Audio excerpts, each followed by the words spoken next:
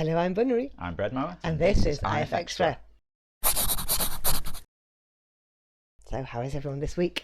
We've had a very wild and stormy week, haven't we? Especially yesterday. But luckily, we've just had the roof fixed, so nothing rained in. It was a really good test. Storm Claudia? Claudia, because it was named by the Spanish weather authority. Oh, okay. I thought it was just a fan of the traitors. No, Right, sadly not. okay. No. It was pretty bad though, wasn't it, last night? yeah, it was like really bad. Yeah. And we went up to the pub for dinner and got absolutely drenched coming back. We did, yeah. And the no water on the floor in the office, so that's good. Nothing's dripped down the chimneys. That's also good. So we're all good now. Watertight. There is unfortunately still like bits of dust everywhere. I think I need to move everything around and dust everything because there's all like when they were hammering on the roof, all stuff was falling down in here. Not good. Yeah. Okay, what have you been doing work-wise this week? Been doing many things. I saw you do a bit of interference. As ever, So, Goose and I, because it's not just me, Goose and I have been working on a few client things in the first part of the week, and then been doing bits of interference stuff in the latter part of the week. Cool. And I even, because I was quite in the mood, so I even did some last night in bed whilst you were watching Gogglebox. Yeah. I had my laptop out and I was doing more interference stuff. Cool. We did have a excursion, didn't we? On yes, we had Wednesday. Yeah, we went to Liverpool for the day. So we went up to Liverpool and it rained. Obviously.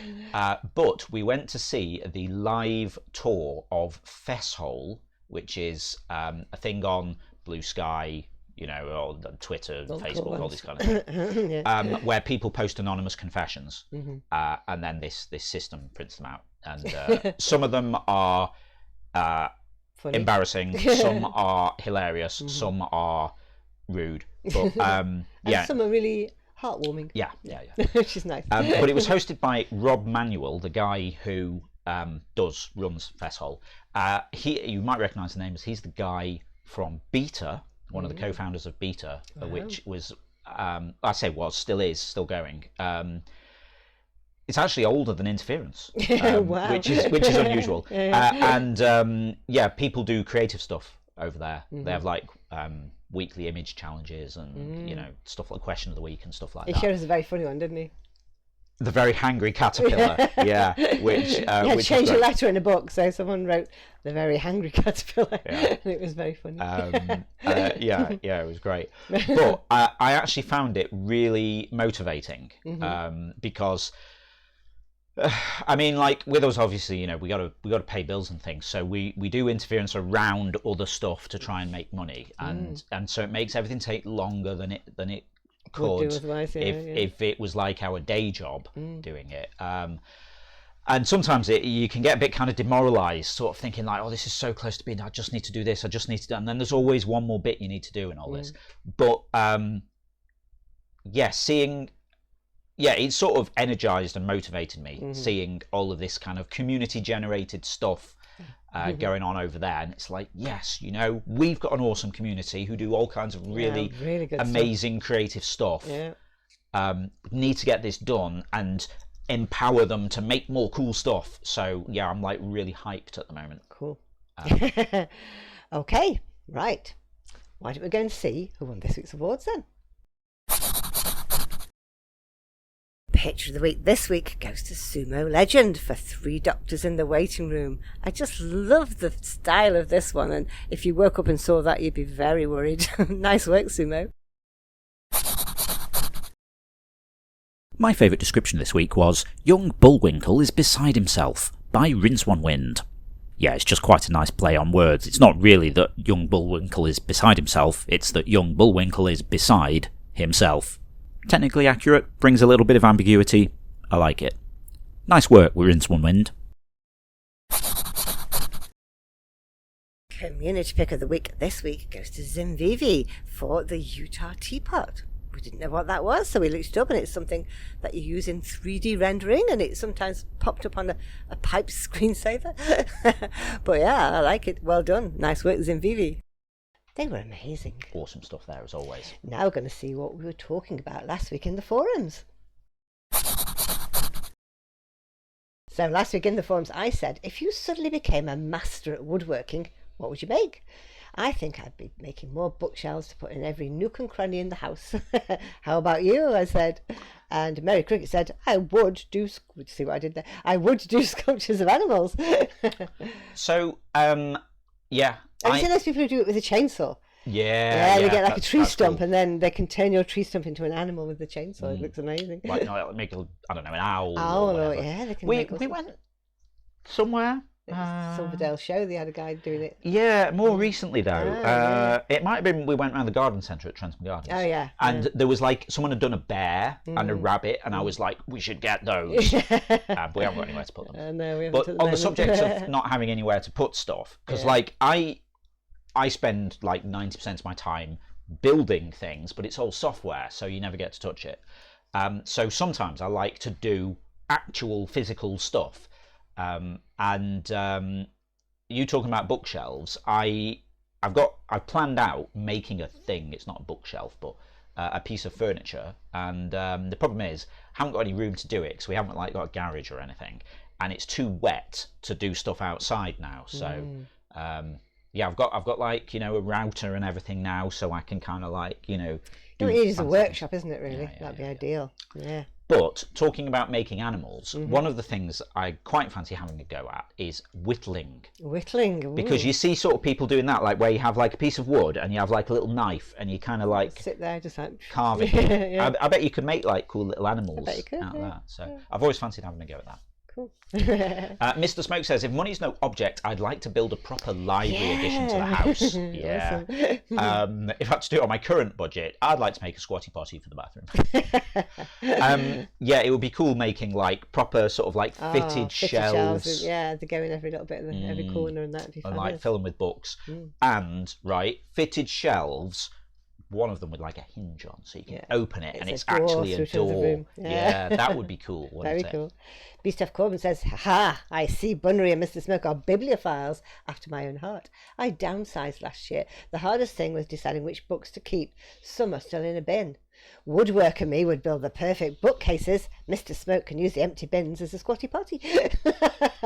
I think that's kind of the hardest thing about. Like when you have to downsize books. Yeah, it's hard, isn't it? Yeah, because that's like the hardest thing for you, isn't it? It's obviously a librarian at heart, really. Yeah, you don't want to get rid of books, do you? Dakesh says, oh, I've got so many ideas for bespoke furniture that would cost a fortune if I had to pay someone to make it. I'd make a cosy elevated lounge platform in the living room to hide the ugly and awkwardly positioned radiator. The space underneath could be used as storage.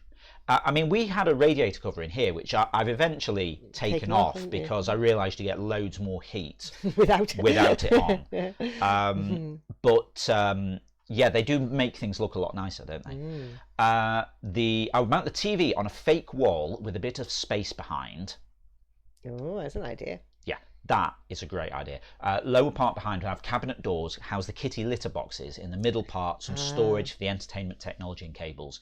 Upper part behind the TV and the side walls, the whole contraption be a cat playground with loads of opportunities for climbing and hiding and windows for peeking out. Oh, cool. I mean... I love it when you do that. You see some people do the whole room, don't they? Yeah. I mean, just talking about the TV bit first. Yeah, a fake thing that you can run all of your cables through and stuff. Yeah. In what's sort of become the man cave downstairs, we've got... there's like a room and there's a wall with a TV mounted on it. Massive TV. And then behind that wall is actually our understairs cupboard. So I was able to sort of drill through behind the TV and underneath, behind where like all of my, you know, consoles and stuff were. So I could run the cable on the other side of the wall under the stairs, and it looked really cool because there was no sort of visible cables on it. So that was cool. But yeah, the cat things, we've been to the cat cafe around here a couple of times, and yeah, they have like all shelves and ramps and things, and the cats can kind of like climb in and out of stuff. And they had like an old set of drawers, and we went with when was the time we saw that cat? I think it was we went with my parents and Goose. Anyway, she opened a drawer and there was a little kitten in there or something like, well, maybe not a kitten, but like a small cat in there, like, hello. It was very cute. Right, carrying on with the Kesha story. Then, of course, I'd have to ditch my existing cabinets and bookshelves for new ones to match the same style of the new furniture. I mean, have to. On the remaining free wall area, I would mount more cat play furniture and maybe a vertical garden next to a reading nook. Good nice. Light for both. Very nice. Vertical garden. That'd be wonderful. That's a really interesting idea. It is, isn't it? Yeah. And perhaps my dream of a wooden neck-deep furu bathtub along with a bathroom makeover needn't stay a dream either. Wow. You need to get to woodworking lessons. Muck Canuck said, hey, I think I shall steal all Dakesh's ideas and replicate whatever Art Nouveau and arts and crafts pieces I wanted. Oh, cool. See, we'd all have to be able to do woodwork, wouldn't we? So, I saw a guy on YouTube. Sorry, I'm in like big waffle mode today for some reason. I saw a guy on YouTube. I can't think of the name. I could maybe go and look it up. But he was, it was called something like "You Can Build This Too" or something. Okay, that sounds good. And he basically showed how to make little bits of furniture that were cool, but simple enough to be able to make yourself just with some basic tools and things. Wow. And yeah, you know, make your own stuff. Yeah. It's I like making things. You made the cat's platform. Yeah, I mean, talking about cats and things, we had to get rid of one of our sofas because, let's just say, Dave had to wear a cone for a while and protested it a lot, and so we ended up having to throw out a sofa. And then the replacement that we put in, anyway, we had to move some stuff around, so they couldn't jump up to the cat tower anymore. So I made them like a ramp. Covered in carpet. So they can like go up this ramp to get to it now, and they really like that. They wouldn't touch you for days, would they? And then now they love it. It's funny, isn't it? Cats. Okay, that's cool. Now we're going to see what we'll be talking about next week in the forums. What fictional world would you like to visit? I think I'd take a trip to Discworld from the Terry Pratchett books. I'm sure I'd meet some fun characters on random adventures. How about you? If you'd like to chime in with that, just head over to the general discussion forum. It's the pinned thread for the week, so you can find it at the top of the thread list. Cool. And don't forget there's no quiz tomorrow, but we can tell you what happened last week. Yeah, so end of season. So your bit. Do I say that? I don't know. It's confusing. It is the inter-season break. Yeah. Because we got to the end of season 24 last week. We're having tomorrow off, and then we're back the week after. That'll be, so what's that, 16th tomorrow? What's 16th plus 7? That's like maths or something. 23rd. 23. Yeah, 23rd we will be back with the start of season 25. Cool. So no quiz tomorrow, but what happened last week? Well, last week Darth won at the last minute. No one thought she was going to do it, but she did. She leapt into first place with 246, and Goose was second with 242, and then El Guapo was third with 233. Well done, Darth. Yeah, it was. Excellent work, wasn't it? Yeah, it was very close. I think was Goose pretty much. I thought Goose was going to win it. Yeah.